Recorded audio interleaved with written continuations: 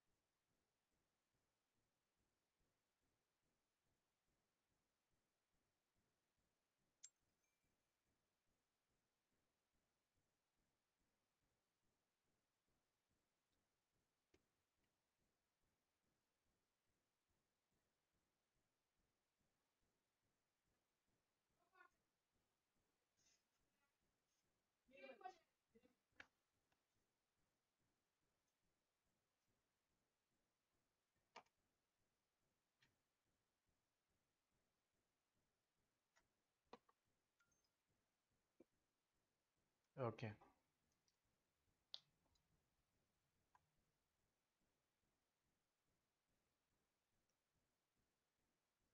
हम्म,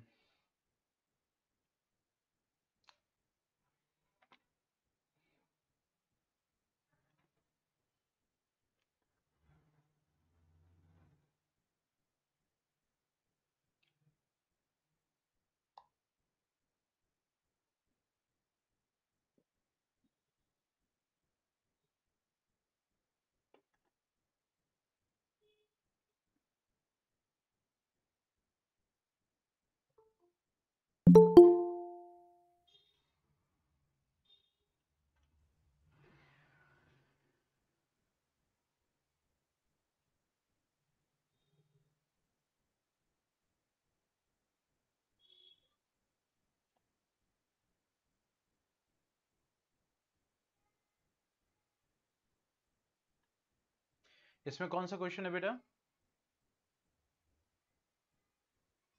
इसमें कौन सा पार्ट? 60?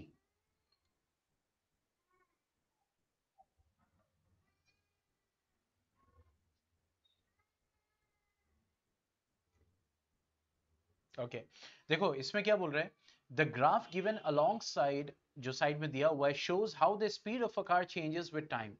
मींस यहाँ पे एक आपको स्पीड टाइम ग्राफ दिया हुआ है कि जैसे जैसे टाइम बढ़ रही है वैसे वैसे स्पीड में जो है चेंजेस आ रहे हैं। ठीक है, ये जो ए बी ग्राफ है, अगर हम इसकी बात करें तो ये एक स्ट्रेट लाइन है, मतलब कि स्पीड बढ़ रही है यूनिफॉर्म रेट से। ठीक है, बीसी क्या शो कर रहा है? Means it is a line parallel to x axis, मतलब टाइम तो बढ़ रहा है लेकिन वेलोसिटी जो है यानी स्पीड जो है वो अभी भी सेम है, दैट इज 35। यानी टाइम बढ़ रहा है तो इसका मतलब यहां पे जो स्पीड है वो सेम है। यहां पे क्या हो रहा है कि कांस्टेंट उससे बढ़ रही है, यानी कि एक दैट इज एक कांस्टेंट वैल्यू से बढ़ रही है। लेकिन सी और डी क्या हो रहा है, ये रिटार्डेशन शो कर रहा है, मींस की स्पीड धीरे धीरे कम होती चली जा रही है। ठीक है, और ये राउंड कर्व क्या शो कर रहा है? राउंड कर्व ये शो कर रहा है कि जो डिक्लाइन हुआ है स्पीड में, that is not uniform, that is non uniform. Okay, ये हो सकता है भाई ब्रेक लगा हो तो कभी जो है वो मीन से कभी 2 मीटर पर सेकेंड, कभी 1 मीटर पर सेकेंड, इस टाइप से जो है वो डिक्रीज होता चला गया। तो यहां पे ये कह रहा है कि what is the initial speed of the car, तो initial speed of the car क्या हो जाएगा? That will be 10 kilometre per hour. ठीक है, यहीं से स्टार्ट हो रहा है। अब आगे क्या बोल रहा है? What is the maximum speed attained by the car? तो देखो ग्राफ मैक्सिमम कहां तक गया है? बी तक, बी से सी तक स्ट्रेट लाइन है और उसके बाद यहां पर डिक्लाइन है, इसका मतलब this is the highest value. तो इसका मतलब जो सेकेंड आंसर इसका होगा that will B 35 kilometre per our. That is the highest speed that is achieve by the car. Next one, which part of the graph shows zero acceleration? Zero acceleration का मतलब velocity, मतलब speed जो है वो same रही है। ठीक है, ना बढ़ी है ना घटी है। तो विच पार्ट ऑफ द ग्राफ, तो थर्ड का आंसर क्या होगा? बीसी। ठीक है, बीसी, क्योंकि यहां पे स्पीड सेम रही है। Yes Adnan, good, that is BC. Next क्या बोल रहा है? Which part of the graph shows varying retardation? यानी कि वेरिंग रिटार्डेशन मतलब कि कभी ज्यादा अमाउंट से रिटार्ड किया कभी कम, तो दैट इज सी डी। यानी कि इसका आंसर क्या होगा? C D part of the graph, not D only Adnan, C D पूरा complete. Now fifth one, find the distance travelled in first 8 hours. यानी कि 0 से लेकर 8 घंटे तक जब गाड़ी चली है तो आपको क्या निकालना है? डिस्टेंस। तो कल ही हमने स्टडी किया था कि जो वेलोसिटी टाइम ग्राफ यानी स्पीड टाइम ग्राफ होता है उसके अंडर जो एरिया होता है वो आपको क्या देगा? इस डिस्टेंस। ठीक है, वो क्या देगा? डिस्टेंस। तो अगर हम यहां की बात करें तो देखो यहां पे ये बन रहा है ट्रेपेजियम, दिस इज ट्रेपेजियम। ठीक है, तो ट्रेपेजियम की अगर हम बात करेंगे तो half into sum of parallel sides. तो पैरेलल साइड देखो क्या हो जाएगी? ओ ए, ये हो जाएगी। तो ये वैल्यू क्या डिनोट कर रहा है? 10। तो ये हो गया 10 प्लस दिस वन, इसको हम मान लेते हैं, मान लो बीई, दैट इज बीई। तो पैरेलल साइड बीई है तो यहां से लेकर यहां तक देखो क्या वैल्यू है? That is 35। और इनटू हाइट, तो हाइट ये है तो कितनी वैल्यू है? That is 3। ठीक है, तो ये हो गया, ये हो गया एरिया ऑफ ट्रेपेजियम। अब क्या बचा? Area of triangle, sorry rectangle. तो देखो बीसी वैल्यू क्या है? 3 से लेकर 8, यानी कि डिफरेंस कितना हो गया? 5 का।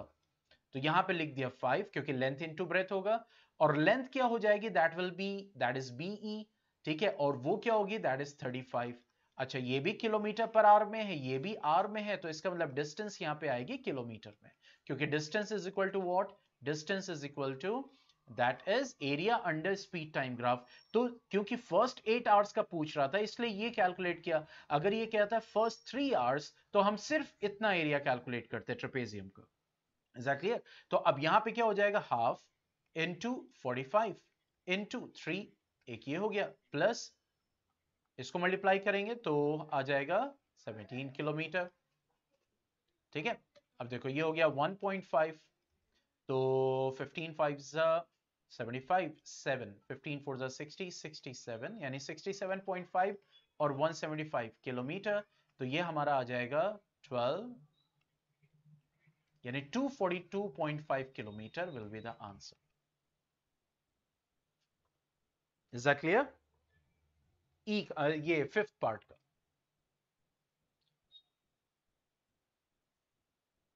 बस हमें ये ध्यान देना होता है किसके बीच में पूछ रहा है, मींस से कि व्हाट इज, मतलब कितने बीच का, किस टाइम के बीच का डिस्टेंस पूछ रहा है या कितने ग्राफ के पोर्शन का। बस ये हमें ध्यान देना होता है कि which area we have to cover. Okay, चलिए अब आपके नेक्स्ट क्वेश्चन पे आते हैं।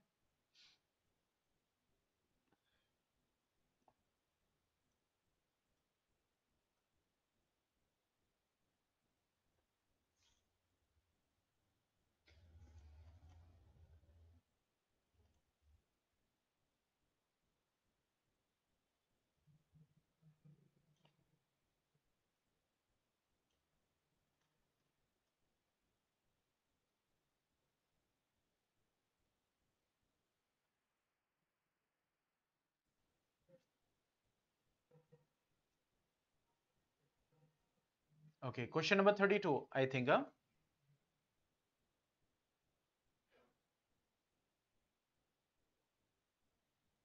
ओके, देखो अब क्वेश्चन नंबर 32 में क्या बोल रहा है। An aircraft travelling at 600 kilometre per hour accelerates steadily at 10 kilometre per hour per second. ठीक है, मतलब कि स्टीडीली मतलब उसी रेट से। ठीक है, तो अभी क्या हो रहा है कि किस स्पीड से चल रहा है, तो जो वेलोसिटी है, ठीक है, मतलब अभी जो ट्रेवल कर रहा है, किस स्पीड से ट्रेवल कर रहा है, 600 किलोमीटर, और एक्सेलरेशन क्या है, 10 kilometre per hour per second. ठीक है, तो देखो एक्सेलरेशन क्या होता है, उसकी यूनिट क्या होती है, मीटर पर सेकेंड स्क्वायर होती है ना।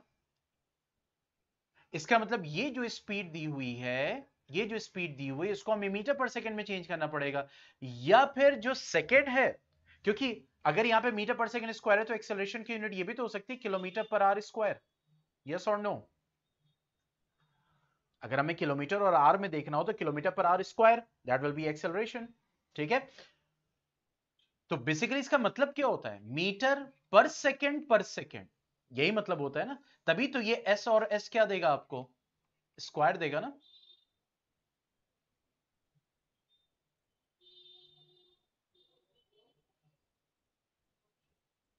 मैंने कितनी स्पीड पर सेकेंड बढ़ रही है, अभी कह रहे taking the speed of sound as 1100 kilometre per hour at the aircraft altitude, how long will it take to reach the sound barrier. अच्छा, ये कह रहा है कि अगर एक एयरक्राफ्ट ट्रेवल कर रहा है और अपनी इस एक्सेलरेशन रेट से उसकी स्पीड कॉन्टिन्यूसली बढ़ रही है, और स्पीड ऑफ साउंड जो है वो 1100 किलोमीटर पर आवर है एट द एयरक्राफ्ट एल्टीट्यूड, जितने ऊंचाई पे एयरक्राफ्ट है, तो कह रहा how long will it take to reach the sound barrier. ठीक है, कितना टाइम लगेगा उसको पहुंचने में। तो देखो टाइम के लिए हमें क्या चाहिए होता है, टाइम के लिए क्या चाहिए होता है, that is distance and speed, यही चाहिए होता है ना। तो अब देखो, अगर 600 किलोमीटर पर आवर जो है वो स्पीड है एयरप्लेन की, और स्पीड जो साउंड की है वो कितना है, that is 1100 kilometre per our. तो जाहिर सी बात है अगर यहां पे एक्सेलरेशन रेट पर सेकंड के हिसाब से हो रहा है, तो हमें यह देखना पड़ेगा कि एक सेकंड में कितना एयरक्राफ्ट जो है उसके एक्सेलरेशन पे फर्क पड़ रहा है, that is 10 kilometre per our. तो उसके अकॉर्डिंग उसका डिस्टेंस क्या हो जाएगा, क्योंकि जाहिर सी बात है अगर हम यहां पे देखें, how long will it take to reach the sound barrier, यानी कि वो साउंड बैरियर को पहुंचते वक्त। यस,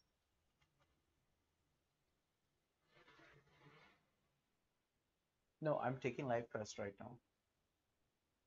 हाँ, इसके बाद में मिल सकते। हम्म,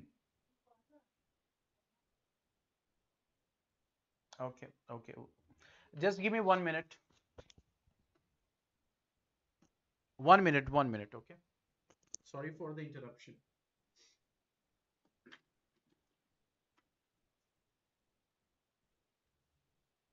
यस,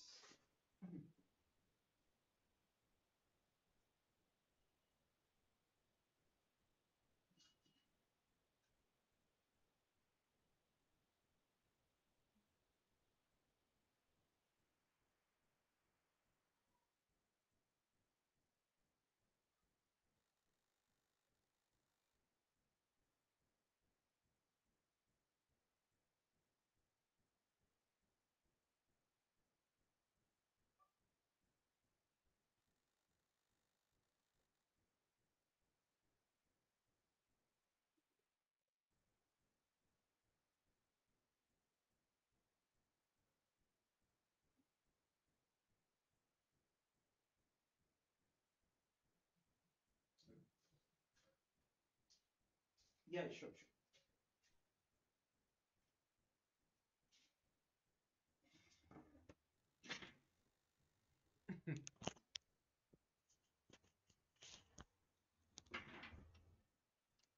यस, आवाज आ रही है?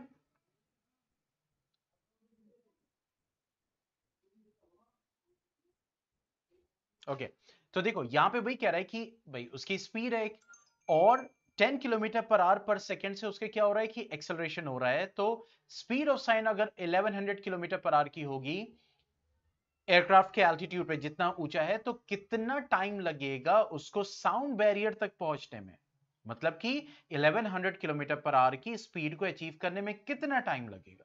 तो सबसे पहले इनिशियल स्पीड उस एरोप्लेन की होगी, कितना हो जाएगा 600 किलोमीटर पर आवर। ठीक है, फाइनल स्पीड कितनी अचीव करनी है, that is 1100 kilometre per hour, क्योंकि यही कह रहा है ना कि how long will it take to reach the sound barrier. Point समझ में आया? जो बैरियर आ रहा है, जो गैप आ रहा है, तो उस स्पीड तक पहुंचने में कितना टाइम लगेगा। अब एक्सेलरेशन कितना हो जाएगा, देखो acceleration is wait a second, acceleration is 10 kilometre per hour per second. ठीक है, अगर हमें, क्योंकि जाहिर सी बात है अगर सब कुछ किलोमीटर पर आवर में, तो एक्सेलरेशन भी किलोमीटर पर आवर में लेंगे।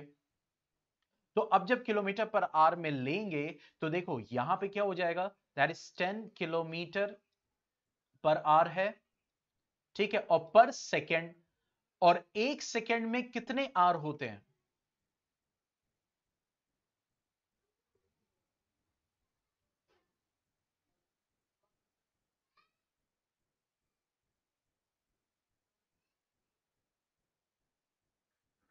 बताओ।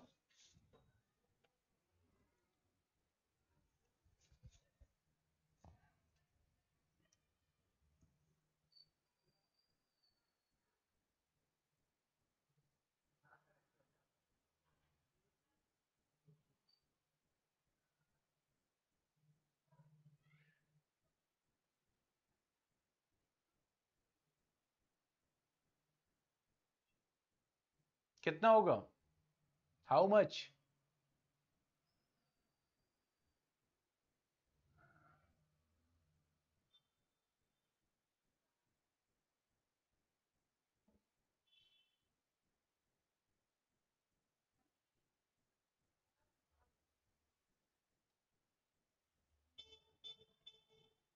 Yes, Shweta, are you listening मी?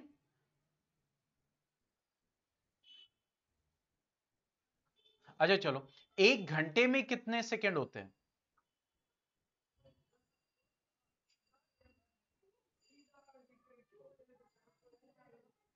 एक घंटे में हाउ मेनी सेकेंड्स?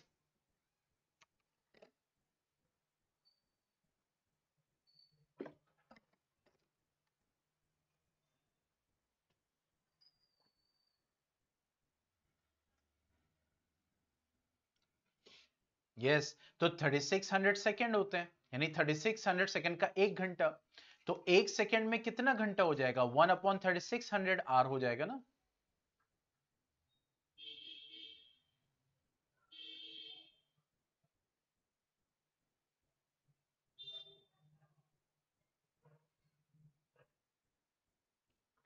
ठीक है, तो देखो इसका मतलब इस एक सेकेंड की जगह हम ये लिख सकते हैं, दैट इज 1/3600 आवर।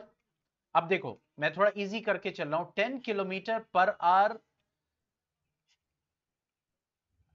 क्योंकि एक सेकंड को चेंज किया ना। तो देखो ये आर आर क्या होगा,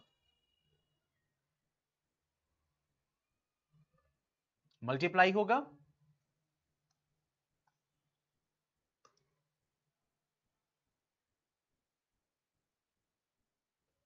ठीक है, तो कितना हो जाएगा, दैट विल बी 36,000 किलोमीटर पर आर स्क्वायर, क्योंकि एक घंटे में 10, सॉरी एक सेकेंड में 10 किलोमीटर पर आर की स्पीड बढ़ रही है। तो एक घंटे में आप इससे अंदाजा लगा सकते हैं एक्सेलरेशन रेट क्या होगा। तो अब आपके पास ए है, वी है, और क्या है, यू है, टाइम आ जाएगा। तो ए क्या हो जाएगा, v minus u by T, या फिर t क्या हो जाएगा v माइनस यू बाई ए। तो v कितना 1100 माइनस u कितना है 600 upon time, sorry acceleration that is 36,000। तो ये आ जाएगा 500 अपॉन 36,000, जो भी आएगा आर में आएगा, 0 0 कैंसिल, ये आ जाएगा 1/72 आर। आंसर क्या आ रहा है, देखो कैलकुलेशन देखिए, आंसर बताइए मुझे क्या आ रहा है।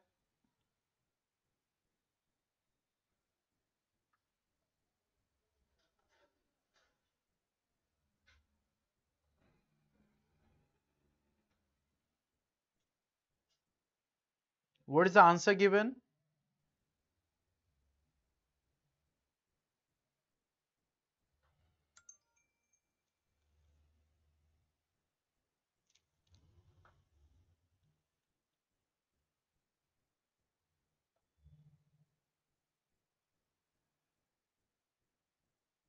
1/72 आर है।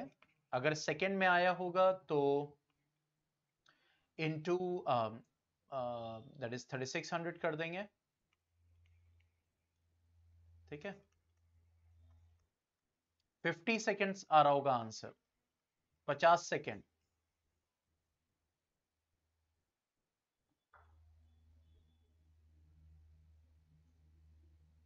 हाँ, क्वेश्चन समझ में आ गया?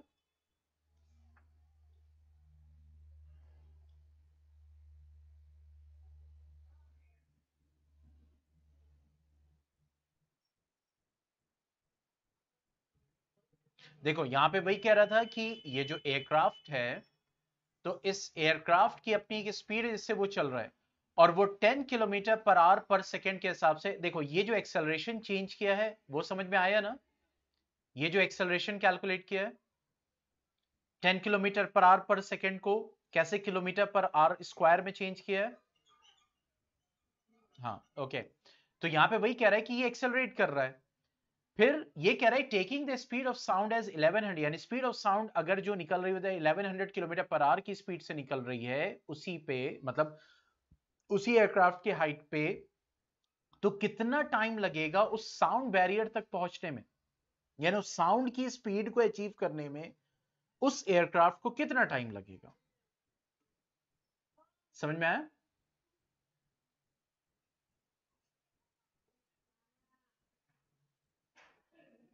तो एयरक्राफ्ट की स्पीड यू हो गई, फाइनल जो उसको स्पीड अचीव करनी थी वही साउंड की 1100, वो v हो गई। एक्सेलरेशन दिया हुआ था जिसको किलोमीटर पर आवर स्क्वायर में चेंज किया, a हो गया, टाइम निकल गया, a is equal to v minus u by T.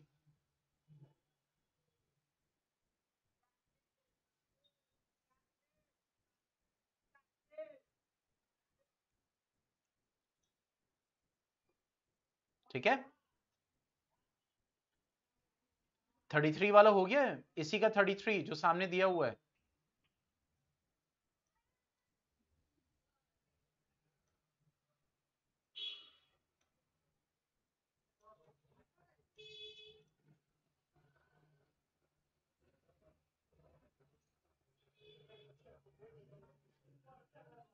Okay, so any more question?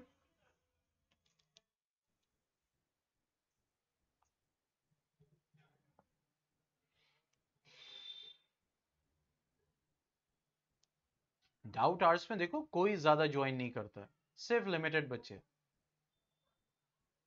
और क्लास के इतने डाउट्स, और जब डाउट आवर का टाइम दो तो कोई डाउट नहीं। और कोई क्वेश्चन श्वेता?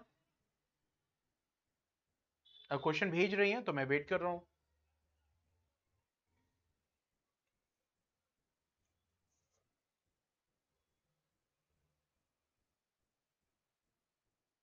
ओके, चलें, अभी और किसी ने तो ज्वाइन किया नहीं है, but I have to wait, मैं वेट करूंगा। अगर अभी मैं हूं, अगर 15-20 मिनट तक कोई नहीं आता तो मैं डिस्कनेक्ट कर दूंगा। 15-20 मिनट तक ये लाइव रहेगा, अगर आता है तो 7 बजे तक पूरा लाइव हो जाएगा, ठीक है। अगर आपको कोई और क्वेश्चन मिलते हैं तो आई एम स्टिल है।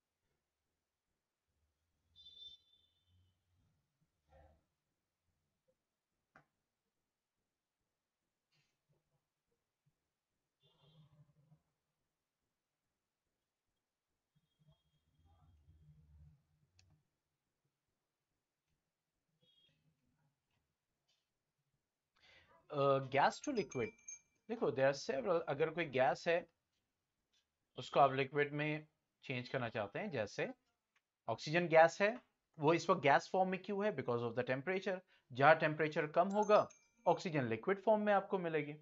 तो गैस टू लिक्विड सबसे अच्छा होता है कि जब हम, जैसे मान लो पानी गर्म कर रहे हैं, ठीक है, इसको ढक दें, उसके बाद थोड़ा सा वेपर निकले और उसके बाद ढक दें, उसके बाद इसको कूल डाउन करें, तो क्या दिखता है? जब आप इसका ढक्कन उठाते हो तो यहाँ पे आपको वाटर ड्रॉपलेट्स दिखते हैं। तो यहाँ पे जो वेपर था वाटर का, वो कूलिंग की वजह से कंडेंस हो गया, कंडेंसेशन हुआ और हमें लिक्विड फॉर्म में यहाँ पे दिखाई दे रहा है।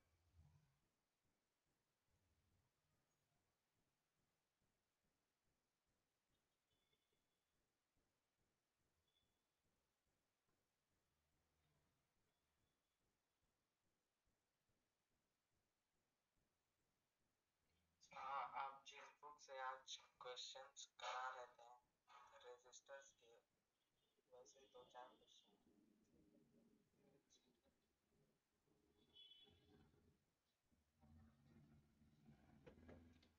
बेटा जो अजीज़ा के रिकॉर्डेड लेक्चर्स पहले से हैं ना, आप देखिए जीसी पे, उसमें आप जब जाएंगे इलेक्ट्रिसिटी वाले चैप्टर में तो रेजिस्टर्स वाले जब लेक्चर आप खोलेंगे तो बहुत सारे क्वेश्चंस जो हैं वो करवाए गए हैं। ठीक है, तो जस्ट सर्च इट आउट, वो सारे क्वेश्चंस उसमें मिलेंगे। ओके, इससे ज़्यादा मिलेंगे।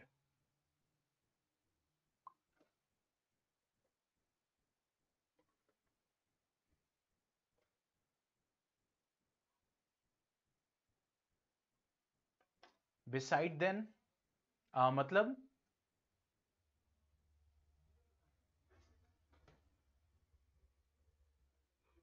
हाँ, आप जिस बुक से आज क्वेश्चंस करा लेते हैं रेजिस्टर्स के, वैसे दो चार क्वेश्चन के पीछे करके मेरे को सेंड कर दो। जो अजीजा के रिकॉर्डेड लेक्चर्स पहले से हैं ना, आप देखिए। अच्छा, अनदर एग्जांपल मींस, देखो बेटा गैस टू लिक्विड, जैसे मैंने आपको बताया ना, जैसे ऑक्सीजन गैस है इस वक्त एयर में, अब वो गैस फॉर्म में, अब आप इसको जब कंप्रेस करोगे तो that will convert into oxygen liquid. इसी तरह एयर है, एयर को जब हम एयर के कंपोनेंट्स को अलग अलग करते हैं, एयर के कंपोनेंट्स को जब अलग अलग करते हैं तो एयर को क्या किया जाता है? कंप्रेस किया जाता है ना प्रेशर से। तो वो एयर कंप्रेस हो जाती है जिससे वो लिक्विड फॉर्म में चेंज हो जाती है। ये भी एक एग्जांपल है gas to liquid.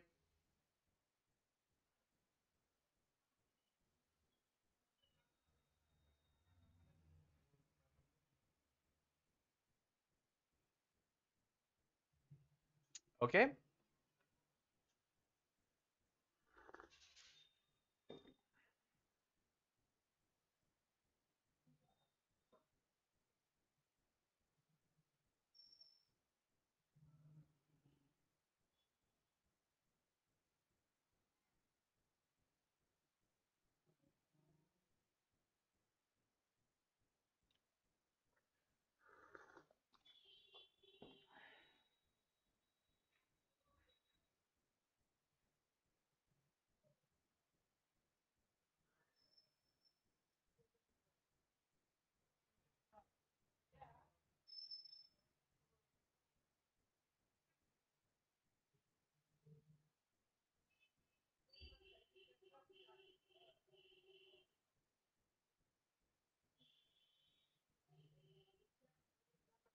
Any more question?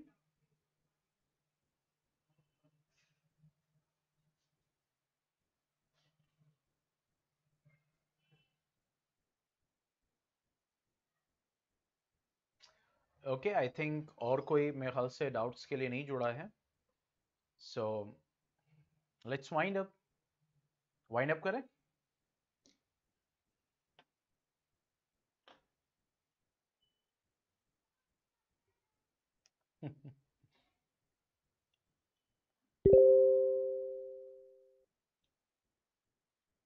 Okay, goodbye, good bye.